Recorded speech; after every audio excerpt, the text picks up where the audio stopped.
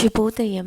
శ్రేష్ఠ సంకల్పాలు, ఆంతరంగిక జాగృతి ఇవే ఆధ్యాత్మిక జీవితాన్ని ఉన్నతంగా తీర్చిదిద్దుతాయి.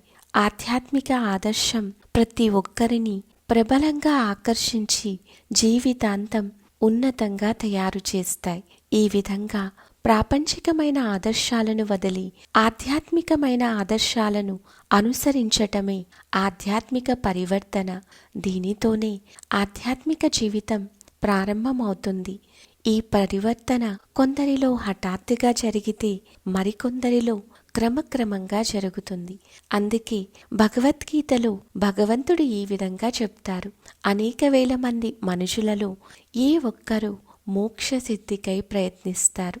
అనేక మందిలో ఏ ఒక్కరూ మాత్రమే నన్ను వాస్తవంగా తెలుసుకుంటారు.